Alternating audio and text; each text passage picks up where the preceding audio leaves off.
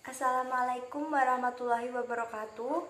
Perkenalkan, nama saya Rizkyana Dewi Nurmayanti dari kelas 3G dengan NIM 202033207. Pada kesempatan kali ini saya akan menjelaskan tentang kompetensi dasar 3.4 untuk kelas 3, yaitu tentang menggali informasi dari teks dongeng tentang kondisi alam dengan bantuan guru atau siswa dalam bahasa Indonesia lisan dan tulis yang dapat diisi dengan kosakata berbahasa daerah untuk membantu pemahaman siswa.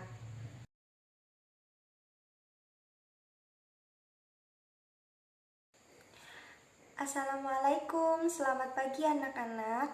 Kembali lagi bertemu dengan Ibu.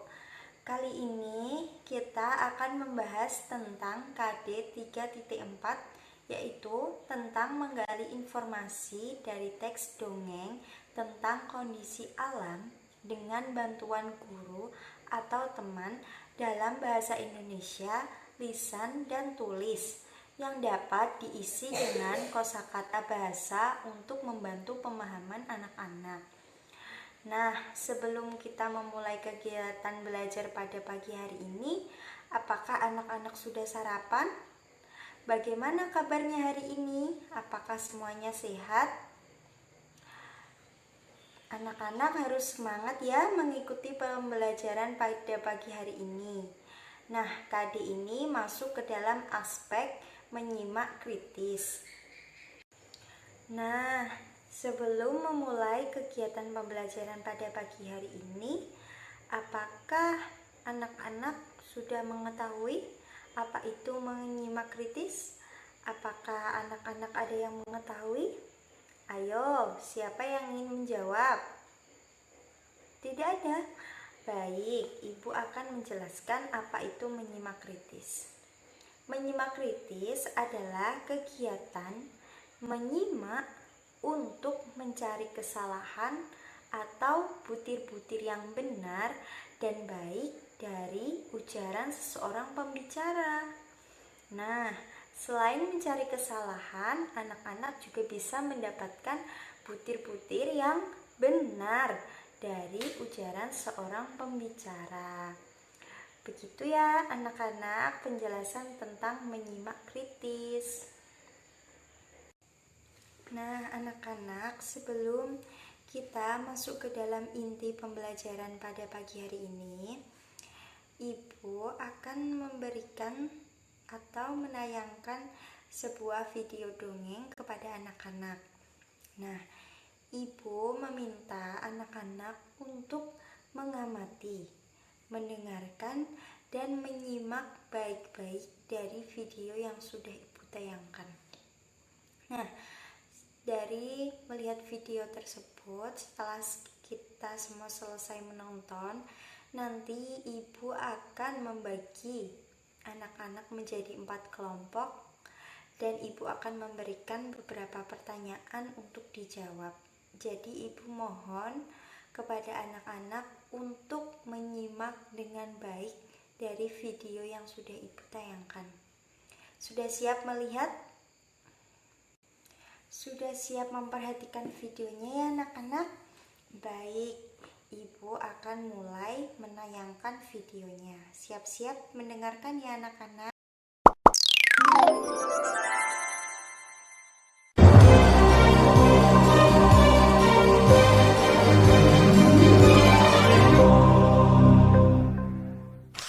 Asal mula Danau Toba.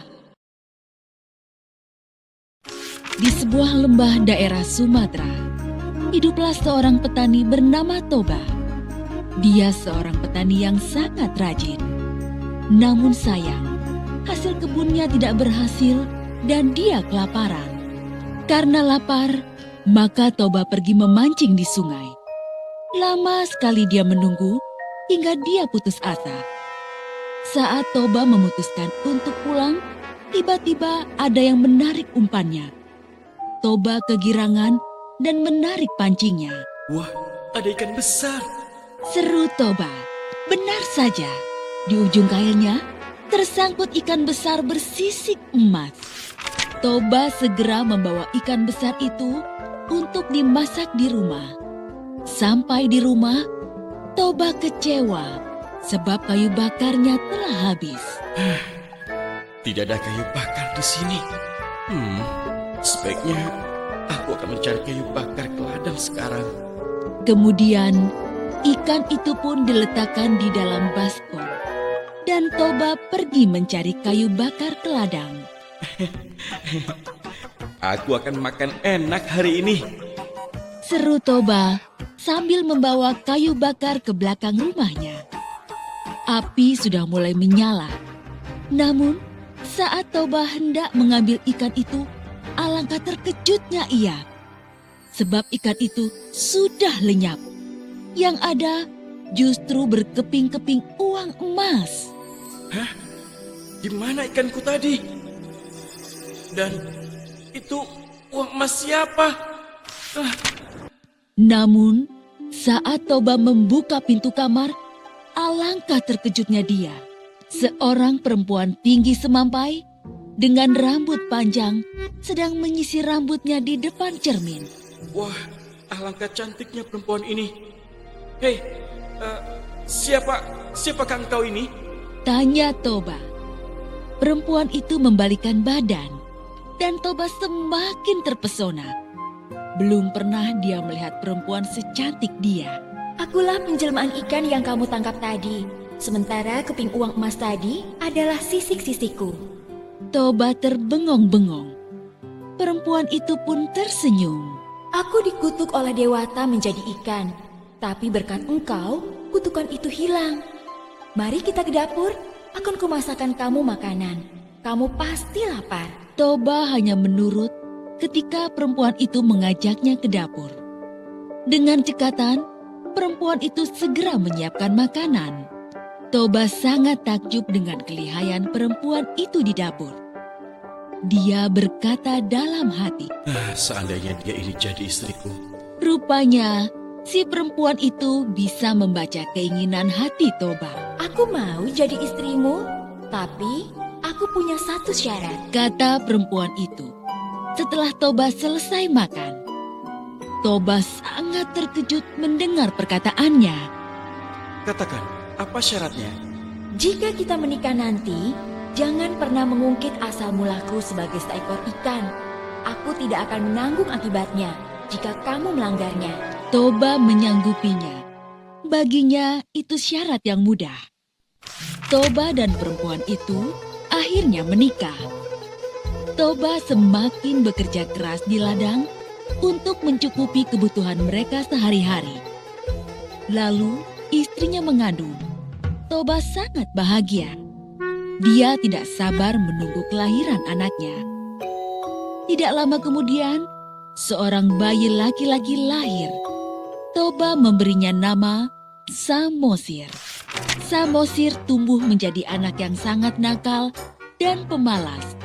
Kerjanya hanya main-main dan keluyuran. Toba masih berusaha bersabar dengan kelakuan Samosir.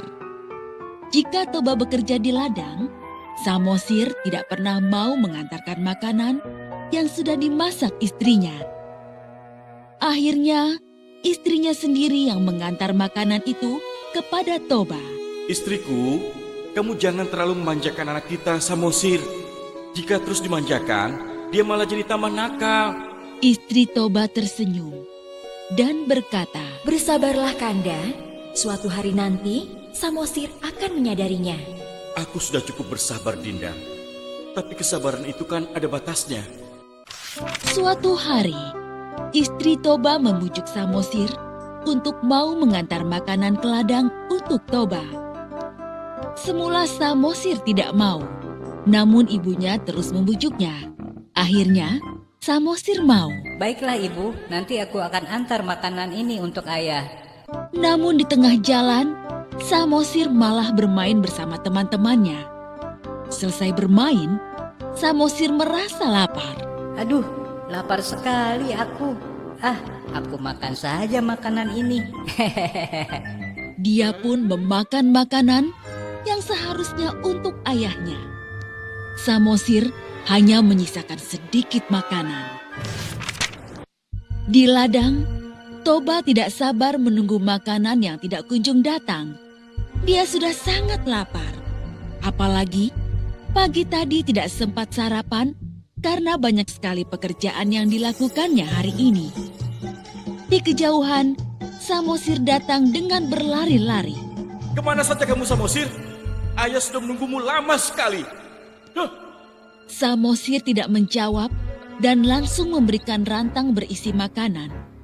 Betapa terkejutnya Toba, sebab hanya menemukan sisa makanan yang sedikit sekali. huh, Samosir, kamu sudah memakan makanan ayah ya? Kelakuanmu ini sudah di luar batas.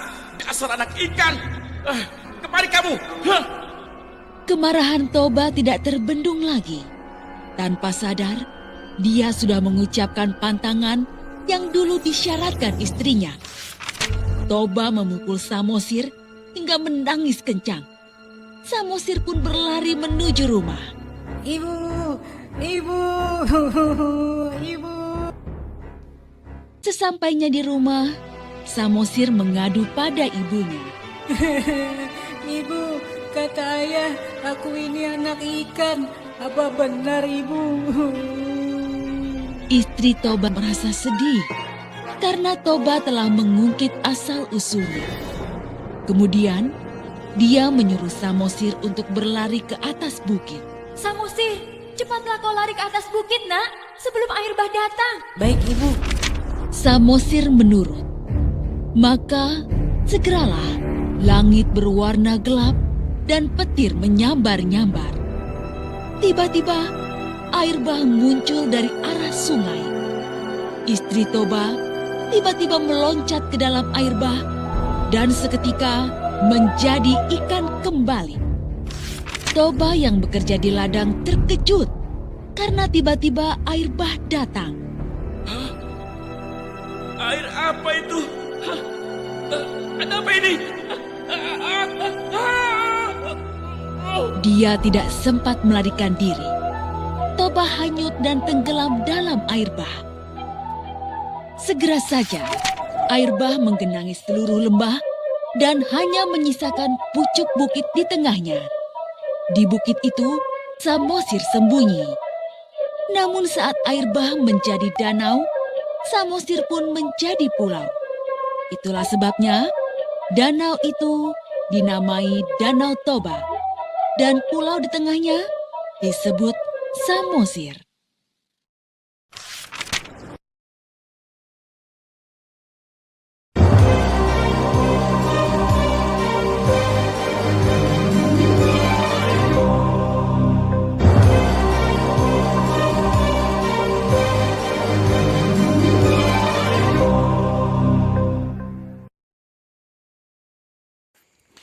Nah, berikut adalah tayangan video dongeng yang sudah Ibu perlihatkan kepada teman-teman.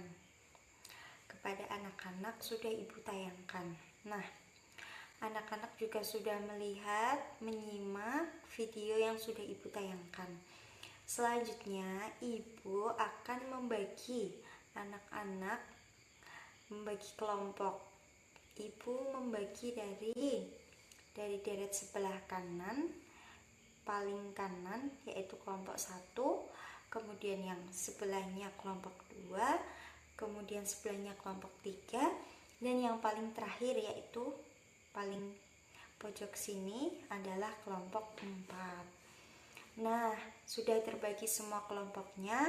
Ibu akan menuliskan beberapa pertanyaan di papan tulis. Nanti mohon dicatat ya anak-anak.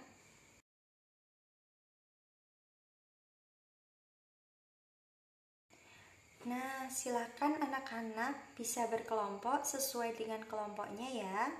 Silakan anak-anak berdiskusi.